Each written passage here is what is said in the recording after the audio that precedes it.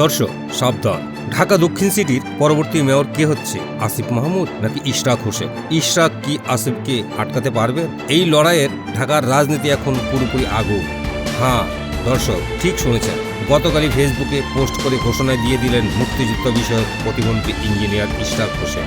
লিখলেন, ঢাকা দক্ষিণ থেকে সিটি নির্বাচন করব ইনশাল্লাহ। আর একদিকে জাতীয় নাগরিক পার্টি এনসিপির মুখপাত্র আসিফ মাহমুদ সজীব ভুঁইয়াও এই পদে লড়ার জন্য প্রস্তুতি নিচ্ছে। দুজনেই মুখোমুখি। কিন্তু দর্শক, এখানে তো পুরো অধ্যায় আছে। 2020 সালে ইশরাক ছিলেন বিএনপির মেয়র প্রার্থী। 2025 সালে আদালত তাকে জয়ী ঘোষণা করল, কিন্তু শপথ নিতে পারল না। কেন? তখনকার স্থানীয় সরকার উপদেষ্টা আসিফ মাহমুদের সাথে বিরোধ। ইশরাক তো আসিফের পদত্যাগের দাবি করেছিলেন। আজও সেই আসিফই প্রতিদ্বন্দ্বী। এটা কি শুধু নির্বাচন নাকি পুরনো হিসাব মেটানোর লড়াই? দর্শক, এই খবর শুনে আপনার হার্টবিট বেড়ে গেছে তো? ঢাকা দক্ষিণের মানুষ এখন কি পাবে? ভালো সেবা না আর একটা রাজনৈতিক ঝগড়া? শুনুন মন দিয়ে।